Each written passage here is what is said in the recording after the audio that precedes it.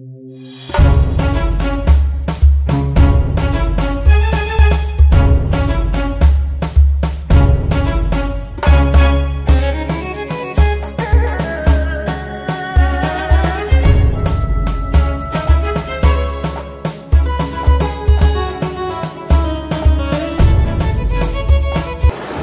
sua Bíblia, por favor.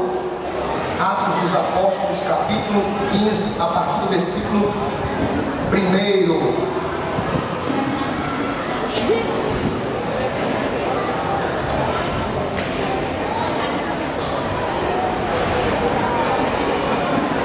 Vamos ler do 1 ao 29.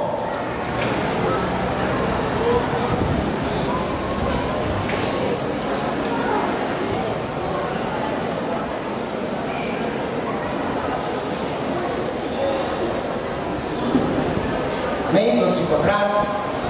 Eu vou ler o versículo 1 e você lê o segundo, tá? Vamos ler aqui. Vamos lá? Diz assim a palavra do Senhor. Alguns homens desceram da Judeia para Antioquia e passaram a ensinar aos irmãos o seguinte: se vocês não forem circuncidados conforme o costume ensinado por Moisés, não poderão ser salvos. Vocês.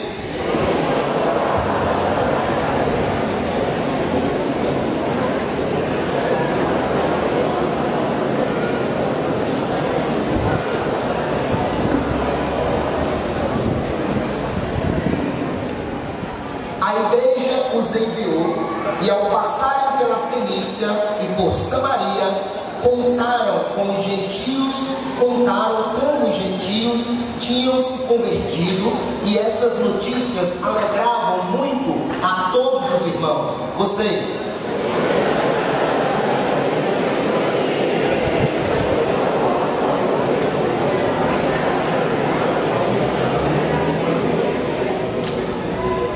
Então se levantaram alguns do partido religioso dos fariseus que haviam crido e disseram: é necessário circuncidá-los e exigir deles que obedeçam à lei de Moisés. Vocês.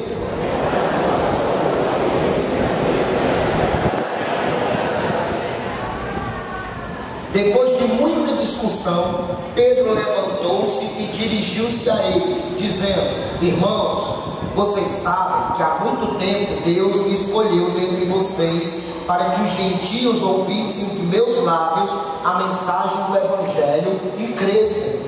Vocês.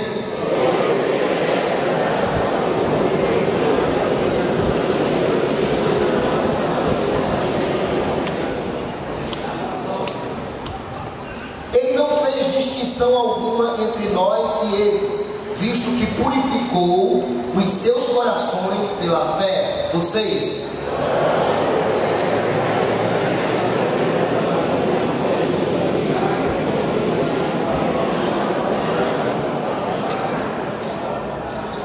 De modo nenhum cremos que somos salvos pela graça. Somos salvos por quê? Somos salvos pela graça de nosso Senhor Jesus Cristo, assim como eles também. Vocês.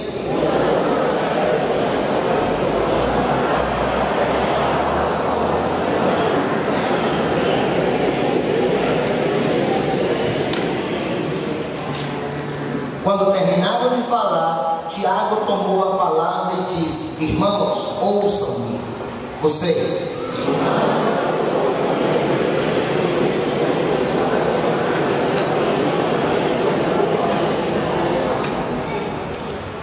Concordam com isso as palavras dos profetas, conforme está escrito? Vocês.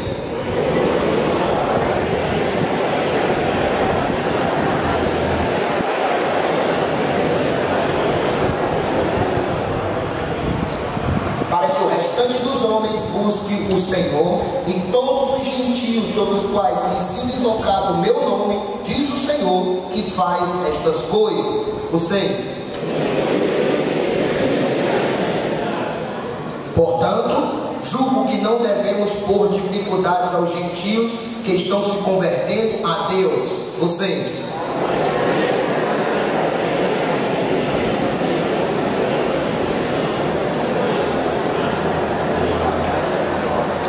Dê uma salva de palmas ao Senhor.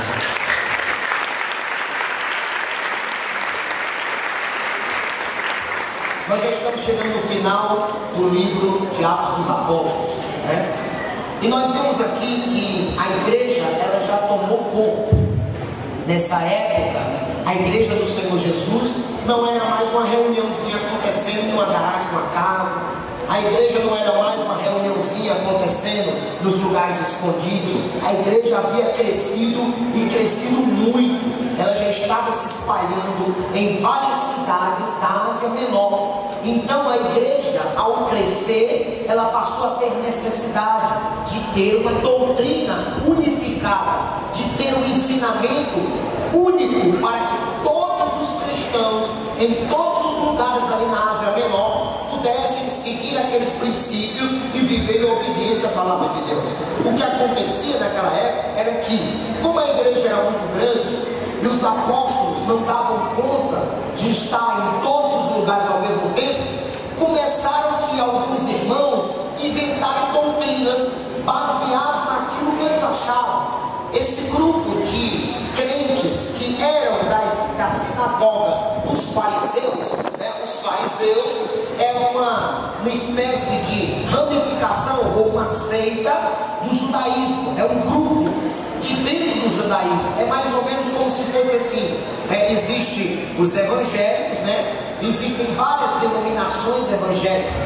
Tem aquelas denominações que são mais radicais, né? Aquele povo evangélico daquelas igrejas que só eles é que são salvos, só eles vão para o céu, né? Eles andam com aquela roupona, aquela burca, né? A mulher anda com aquela burca, aquele camisolão abotoado até aqui, com a manga até aqui, e as irmãs que usam roupa normal vão para o inferno. Só quem vai para o céu é as irmãs do camisolão, né? Aqueles homens que usam a camisa abotoada bem aqui no meio do sol quente, pleno meio-dia, né? Calça social, chinela havaiana, a blusa abotoada bem aqui, né? O botão abotoado bem aqui, e só eles é que vão para o céu. Os irmãos que estão de bermuda vão tudo queimar no inferno. Não tem esse pessoal no meio dos evangélicos? Quem já viu esse tipo de gente? Pronto. Pois os fariseus eram mais ou menos assim. Eles se achavam mais santos do que os outros, eles se achavam mais certos do que os outros, e que a doutrina deles era mais perfeita do que a dos outros. Então, quando eles chegavam nos locais onde tinha crente, eles começavam a criticar a igreja dos outros crentes. Eles chegavam para o irmãozinho e diziam: e aí, irmãozinho, graça e paz, tu é de qual igreja? Ah, eu sou da igreja fulano e tal. Tu é daquela igreja? Ei, ali na igreja não, que não aceita. Vai pro inferno todo dia ali, mano. Tu tem que sair dali, tem que vir pra minha, que a minha é a boa. A igreja boa é a minha. A tua é do inferno, vai pro inferno tudinho. Então, ó, lá tá tudo errado. Tem que ser desse jeito, tem que ser assim, ó. É do jeito que a minha igreja prega, é do jeito que o meu pastor ensina. Tem que andar assim, tem que fazer assim. Quem já viu esse tipo de gente? São os fariseus da atualidade.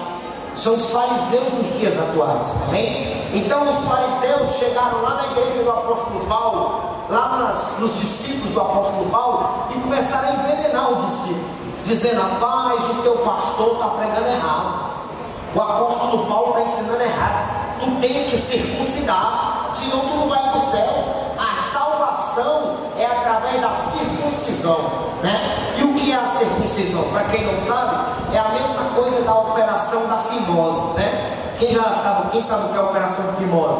Pronto. Quem não sabe, vai no Google e bota lá fimose, que mostra lá, viu? Tá? Então, a operação de fimose era a circuncisão naquela época, né? Ainda hoje os judeus fazem isso.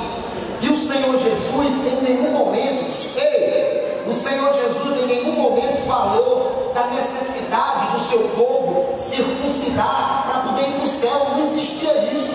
Jesus nunca pregou isso, os apóstolos nunca pregaram isso.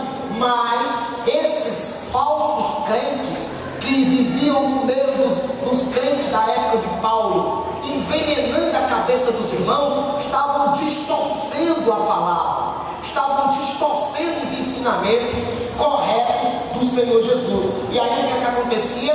Gerava dúvida na cabeça do povo. Tinha muita gente em dúvida, dizendo: e agora?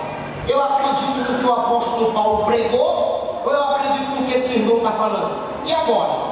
Agora eu estou confuso. Agora eu não sei se o correto foi do jeito que eu escutei lá no meu culto de quarta-feira, no culto de discipulado, o apóstolo ensinando, ou eu não sei se o correto é o que a irmã do camisolão falou. Agora eu estou na dúvida. Não sei se o que está certo é o que foi pregado lá no culto domingo, ou se o que está certo é que o irmão da calça social, no meio do sol quente, falou. Agora eu estou na dúvida. Por quê? Porque uma pessoa que é nova na fé e não tem conhecimento, um conhecimento aprofundado da palavra de Deus, ela fica confusa com alguns tipos de ensinamento que supostas pessoas que se dizem de Deus andam ensinando por aí. Então isso estava causando um problema seríssimo na igreja do Senhor Jesus nos tempos dos apóstolos. Estava gerando uma confusão. Cada um dizia que tinha a palavra certa. A palavra é a minha, eu é que sei da doutrina. Negativo, crente sou eu é que sei como é que a Bíblia é. Opa, está errado, quem sabe sou eu. E a confusão era grande. Era tão grande que tem um determinado trecho da Bíblia que fala que houve um racha, uma divisão dentro da igreja. Porque uma parte dos crentes dizia: eu sou de Apolo. Apolo era um irmão pregador, né, que pregava a palavra de Deus nos tempos dos apóstolos. Eu sou de Apolo. Aí o outro lá gritava: pois eu sou do apóstolo Pedro, eu sou de Cefas, eu sou da galera do Pedroca, sou do Pedro, nós somos aqui. Pedro, pra cá, galera do Pedro, pra cá. Bora, não se mistura com o pessoal aí do Apolo não, pra cá. Aí já tinha outra galera que dizia: pois eu sou de Paulo, oi. Bora pra cá, negado do Paulo. Sai fora, não mistura com esse doidinho não. Crente é nós é que somos certos, nós é que somos santos. Esses outros estão tudo na carne. Bora lá. Aí fica uma divisão dentro do corpo de Cristo. Já pensou a confusão? A cabeça com raiva do braço, o braço com raiva da perna, a perna não falava com a unha do dedo do pé, estava assim o corpo de Cristo, dividido. Tudo isso por quê? Por falta de conhecimento. O povo não lê Bíblia, são um bando de analfabetos bíblicos e ficam sendo enganados, levados por vento de doutrina, como está escrita a palavra. Levados por vento de doutrina. Vai na internet, escuta a pregação de um mala sem alça, de um endemoniado que se diz que é pastor, que é homem de Deus, está desviado da igreja. Não tem pastor, não tem igreja, fica pregando na internet mentira. Aí, quando chega na igreja, fica com dúvida na cabeça, duvidando do que está sendo ensinado na igreja. Ah, mas o apóstolo falou isso, mas o pregador lá que eu gosto da internet, o pregador, você está todo dormindo. O pregador que prega lá na internet, né, ele disse diferente. Amém? E agora? Eu acredito no que o meu apóstolo disse, ou eu acredito no que o pregador da internet falou? Agora estou na dúvida, né? Estou na dúvida. Ah, mas foi pregar uma coisa na minha igreja, mas eu escutei outra lá na televisão. O pregador da televisão disse que era diferente. E agora? Eu acredito no que o meu pastor falou, ou eu acredito no que o pregador da televisão disse? E os crentes estão tudo confusos, irmão. Confuso. Por isso é que o Senhor Jesus disse: erreis muito por não conheceres as Escrituras e nem o poder de Deus. Não conhece as Escrituras, não lê Bíblia, e aí o que é que acontece? Anda sendo levado por vento de doutrina, não acredita mais nem no apóstolo dele, nem no apóstolo dela.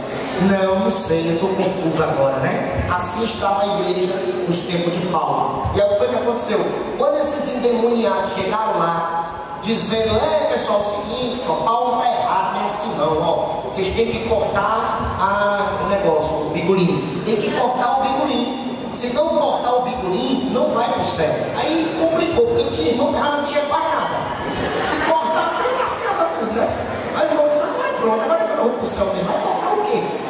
Tem nada para cortar, né? E aí o que é que acontece? Ficou aquela confusão no meio da igreja. Aí Paulo chegou. E quando o apóstolo chega, né? Quando o apóstolo chega, aí o Mazela, o falso mestre, né? o falso profeta, o ensinador de mentira, ele fica bem caladinho, né? Com aquela cara de sem vergonha, né? Cara de safado. Shalom, meu apóstolo. Esses babão são os mais sem vergonha que tem. Shalom, meu líder, você é uma bênção, eita que líder tremendo. E está envenenando o discípulo pelas costas, envenenando. Eu não concordo com o que ele diz, não. É errado o ensinamento dele. Aí Paulo chegou, aí sempre tem aqueles abençoados que contam dele, né? Não é fofoca não, isso aí é preservando o rebanho. Aí chegou um e disse: Shalom, meu apóstolo. Ô meu filho, Shalom, falar com o senhor em particular. Filho, pai, é o seguinte: não é fofoca não, meu líder, mas um elemento aí que anda dizendo que a sua pregação aí está errada. Foi quê? Quem foi? Eu corto o pescoço e digo quem foi. Dizendo aí que só é salvo se cortar o bigolinho. E diz que não tem negócio de graça não, negócio de salvo pela graça, negócio de graça, não tem negócio de graça não tem nada de graça, nem a graça, nem a Maria das Graças, nem a Antônia das Graças, tem uma graça. E diz que a salvação tem que pagar o preço, para ser salvo tem que fazer o sacrifício, guardar o sábado, tem que cumprir a lei de Moisés, senão não vai para o céu. Ele disse isso, espera que eu peguei agora. Paulo foi para minha cara. Que correção é assim? E a Bíblia diz, o texto claramente diz aqui, ó, que Paulo entrou em contenda com eles. Paulo, ele era assim, bem mansinho. Pense no cabo manso, versículo 7. Depois de muita discussão, olha aí, houve discussão. Paulo foi para cima dele. Tenha vergonha, cabra sem vergonha. Você quer confundir a cabeça das minhas ovelhas, seu filho de Satanás, com o cão dos infernos. Peraí, e aí foi aquela confusão todinha. E eles acabaram tendo que viajar para Jerusalém. Lembrando que a igreja até então estava lá em Antioquia da onde era? Tinha duas Antioquias. Tinha a Antioquia da Síria e a Antioquia da Pisídia. A sede da igreja era onde?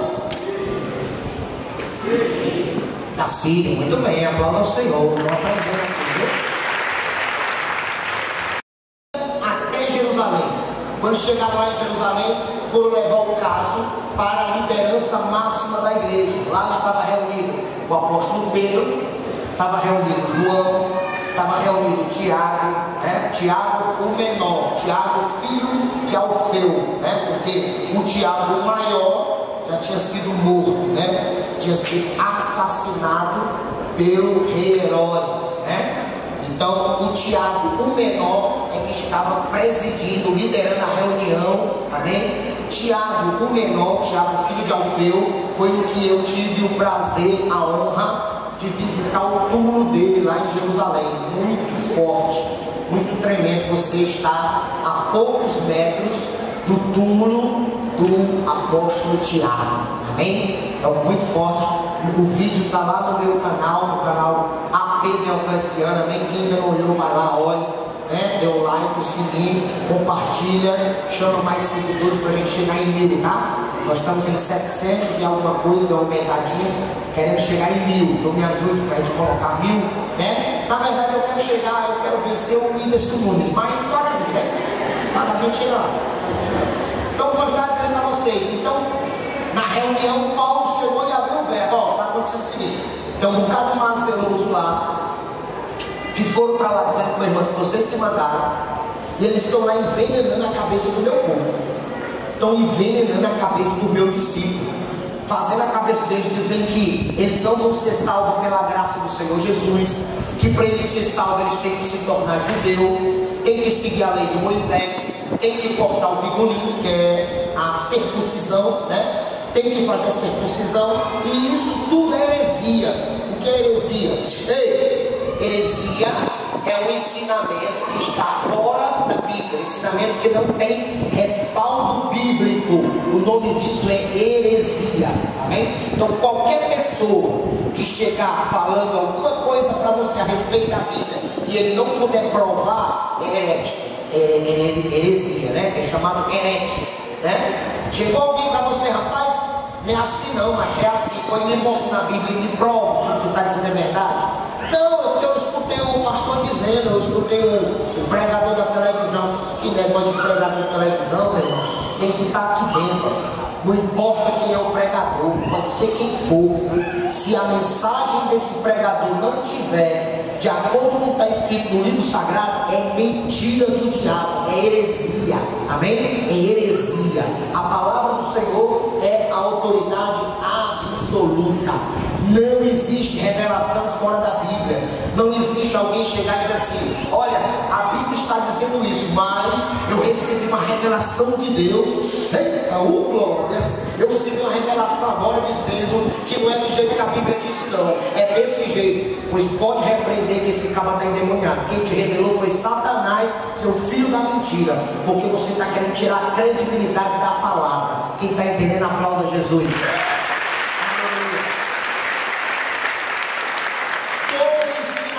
E toda profecia tem que estar em harmonia com a Bíblia.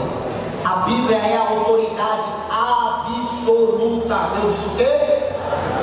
A autoridade absoluta. A palavra de Deus é a autoridade máxima.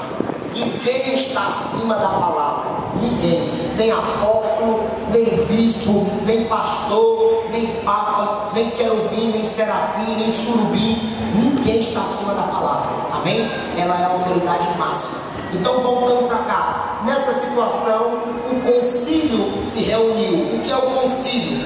O concílio é, a palavra concílio, escute, significa, a palavra latina. Concílio vem do latim, aquela língua morta que ninguém fala mais, né?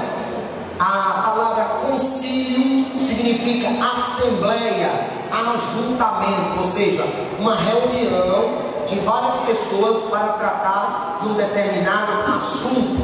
O termo grego para concílio é sinédrio. Então você já deve ter lido na Bíblia sobre o sinédrio.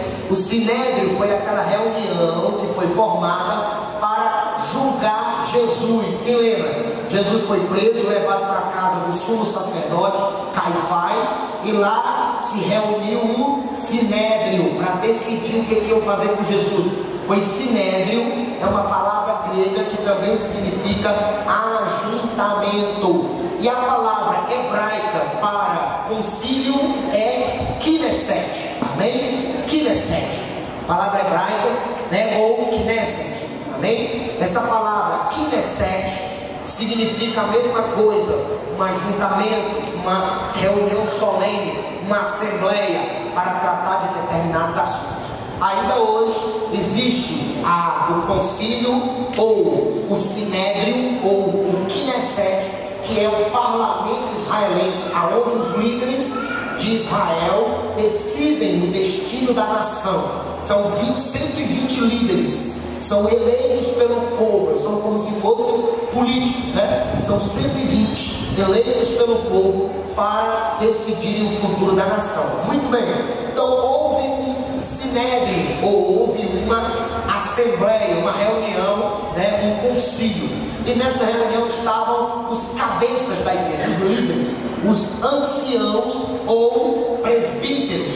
Presbítero é uma palavra grega que significa mais velho, aquele que lidera porque é mais experiente, tá? Essa mesma palavra grega, presbítero, tem o mesmo significado da palavra bispo, Bispo também é alguém que lidera pela experiência, alguém que já tem maturidade, por esse motivo lidera pela experiência que ele tem. Então, os anciãos ou presbíteros ou bispos se reuniram juntamente com os apóstolos, tá? Para decidirem o que fazer a respeito dessa situação. Até porque esse problema não era o único.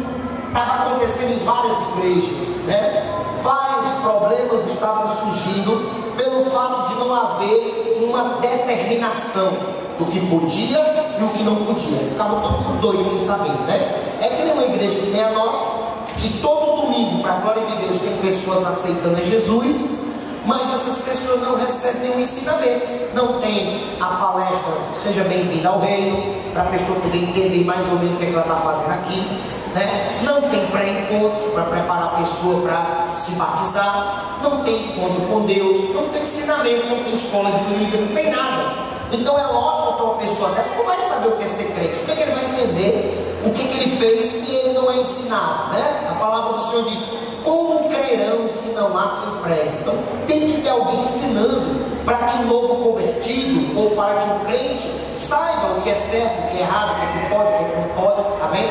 E aqui eu abro um parêntese para parabenizar você que gosta desse culto de quarta-feira. Esse culto de quarta-feira, ele tem uma importância tremenda para a vida dos cristãos. Por quê? Porque é um culto de esclarecimento, é um culto de ensinamento, é um culto que aprofunda você no conhecimento da palavra. Você cresce, como está escrito na palavra do Senhor, você cresce na graça e no conhecimento do Senhor Jesus. Triste daqueles que não gostam desse culto, triste daqueles que preferem ficar em casa com a desculpa de que estão cansados e não vêm para um culto como esse. Sabe o que é que acontece com essas pessoas? Na primeira guerra que eles passam, eles desanimam e voltam para o mundo. No primeiro contra-ataque de Satanás, na primeira tentativa do diabo, eles caem e voltam para o mundo. E está assim, ó, de gente no mundo que era daqui do Mix, né? Inclusive líderes, né? O bispo Cristiano disse que fez uns cálculos por cima, e nos cálculos dele deu mais ou menos 200 líderes, não é discípulo, é líder, 200 líderes de célula que se desviaram, 200 aqui do mês. Por aí você tira o estrago que é uma pessoa que não lê Bíblia, acha que é só pegar a Bíblia e ir para a célula para pregar, ou vai na internet, pega uma mensagem daquela de alguém que pregou, imprime e vai para a célula só ler aquele papel, né? Uma pessoa que não tem vida de comunhão com Deus, não sabe o que é vir aqui no altar orar. Todo dia esse altar está lotado de gente, amém? Todo dia, 6 horas da manhã, meio-dia, 5 horas da tarde, o povo está clamando.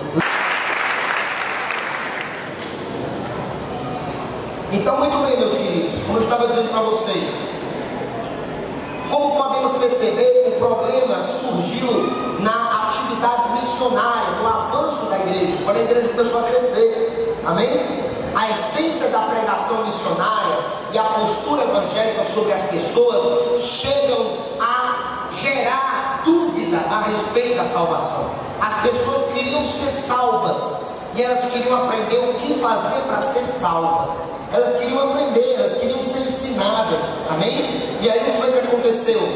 Levantou-se, gerou-se esse grupo de filhos do diabo para querer confundir a cabeça dos crentes. Tudo indica que já era uma questão aceitada entre os crentes da igreja primitiva, que a salvação decorre da fé, sem a necessidade das obras, né? Como está escrito lá em Filipenses capítulo 4, aliás, lá em Efésios capítulo 4, que a fé não é por obras, amém? Mas sim pela graça, tá? Pela graça. Abra isso, por favor, a sua Bíblia.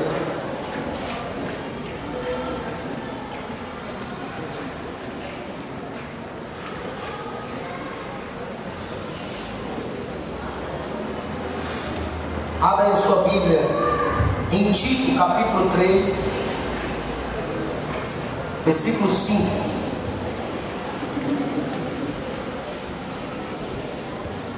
Tito capítulo 3, versículo 5. Alguém lê aí para mim, por favor.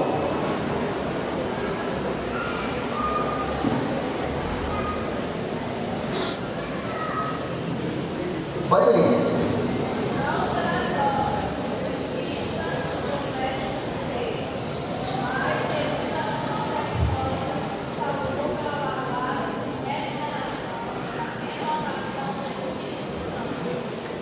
Vamos estar aí? Aplauda ao Senhor Jesus.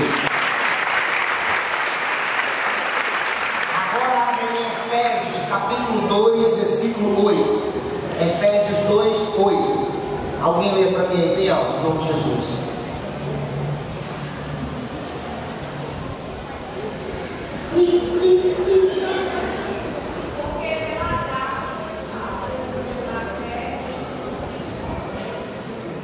Amém? Então o texto bíblico é bem claro quando diz que a salvação é pela graça, não pelas obras.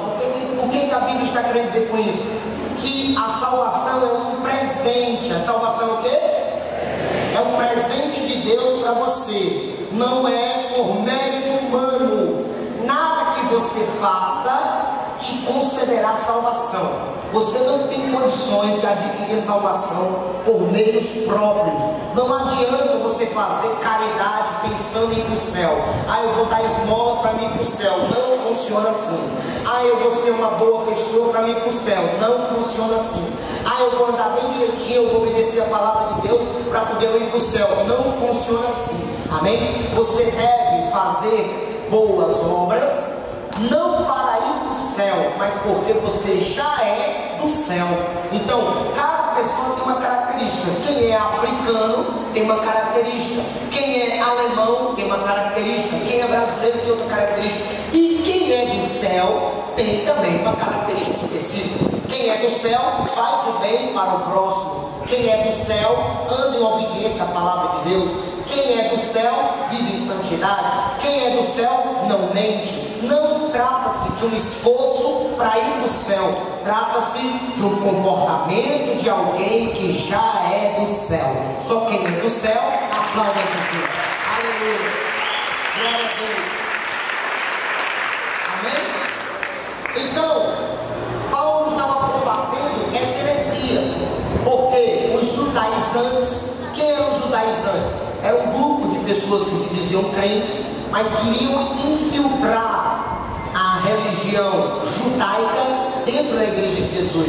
Essas pessoas, elas estavam envenenando a cabeça dos irmãos, tentando convencer os irmãos que os irmãos tinham que praticar a lei de Moisés para que a igreja pudesse ir para o céu, né? Na verdade, o que eles estavam querendo era transformar a igreja de Jesus numa sinagoga judaica, né? Eles estavam querendo confundir a cabeça dos irmãos. Escute, preste atenção. Embora a igreja do Senhor Jesus tenha saído de dentro do judaísmo, porque Jesus é judeu, os apóstolos eram judeus, né? Embora a igreja do Senhor Jesus tenha saído do meio do judaísmo, do ambiente judaico, a igreja do Senhor Jesus não tem nada a ver com o judaísmo. Nada a ver. Nós não somos judeus e nós não vivemos as doutrinas judaicas. Nós não vivemos a lei. Nós vivemos pela graça. Paulo, o apóstolo Paulo, lutou contra isso com todas as forças dele. Paulo, ele é o nosso líder depois de Jesus. Ele é o apóstolo dos gentios.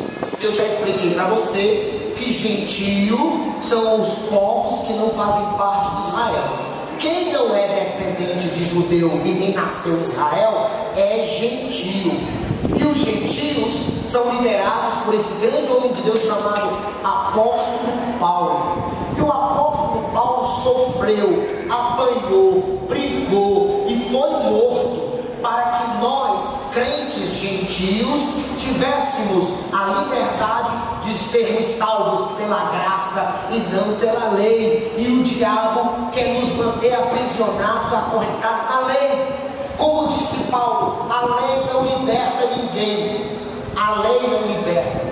A lei não veio para libertar. A lei veio para confrontar o pecado. A lei veio para revelar o pecado da humanidade. Qual é a função da lei? Dizer, vocês estão em pecado e vão para o inferno. Essa é a função da lei. É só para jogar na nossa cara. Ei, você é culpado. Você pecou contra a santidade de Deus e por isso vai para o inferno. Então a lei morre aí, parou aí, acabou. Ela não pode fazer mais nada por você. Porém, aí vem a graça do Senhor Jesus, né? Vem a graça do Senhor Jesus trazendo sobre nós o arrependimento. Aí vem a palavra do Senhor que diz: arrependei-vos, pois, e convertei-vos, para que sejam apagados os vossos pecados e venha assim o tempo do refrigério pela presença do Senhor. Aplauda Jesus. Aleluia! Glória a Deus. Então diga para a pessoa que está do seu lado: o cristianismo não tem nada a ver com o judaísmo. Amém? Então, meus amados, o que acontece? Nós estamos vendo aí nos dias de hoje, né, muitas igrejas querendo imitar os judeus, né?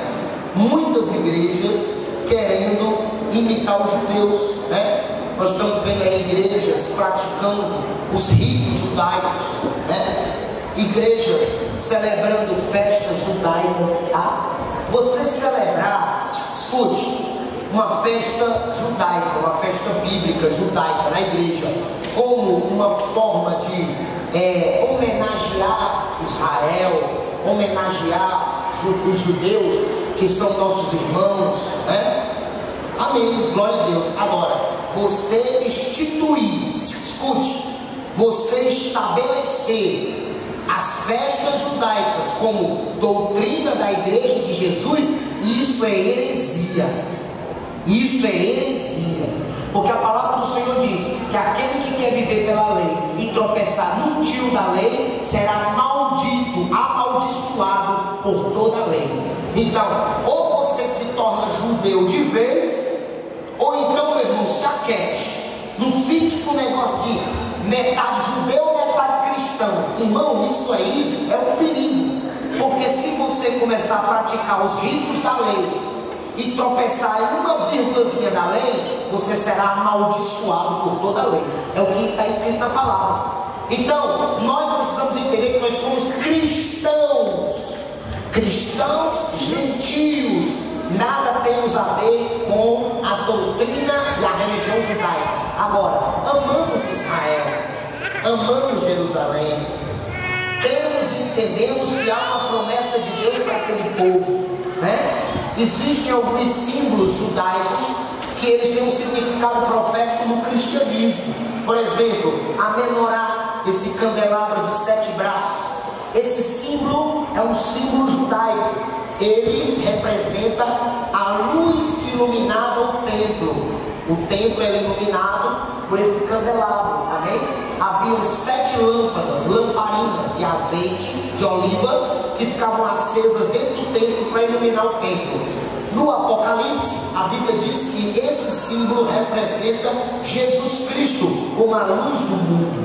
Quando o apóstolo João, que escreveu o Apocalipse, subiu ao céu e teve a revelação do Apocalipse, ele viu no céu 7 candelabros desses, né? Então esse símbolo, ele é judaico, mas ele tem um significado profético, né? Ele tem um significado profético, amém?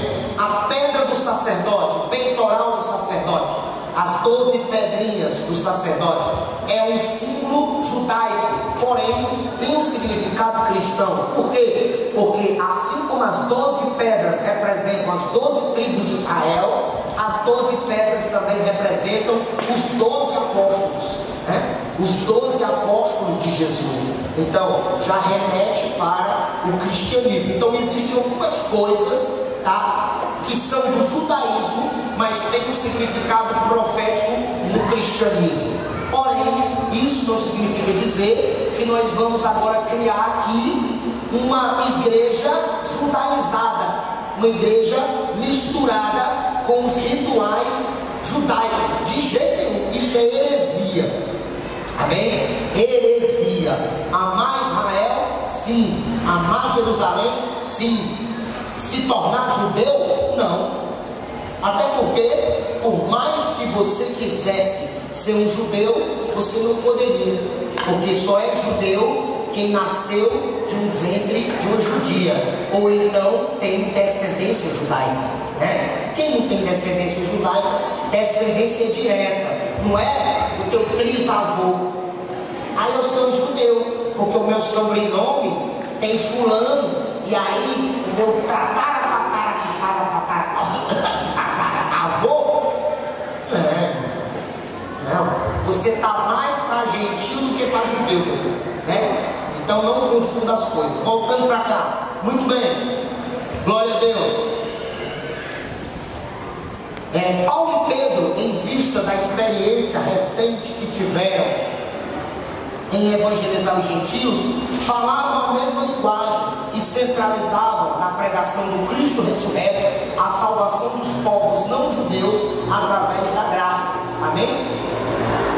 Em meio a uma discussão, né, de o que podia e o que não podia, Deus sempre levanta aqueles que são usados como instrumentos para trazer apaziguamento, né? Para que acalme a tempestade. Amém? Então Deus levantou ali o apóstolo Pedro, e o apóstolo Pedro foi, interviu, deu uma palavra sábia e acalmou os ânimos. E no final eles chegaram à conclusão de que o apóstolo Paulo estava certo, de que realmente aquele comportamento daqueles falsos cristãos estava errado. Eles estavam confundindo a cabeça dos cristãos, eles estavam atrapalhando mais do que ajudando, eles estavam prejudicando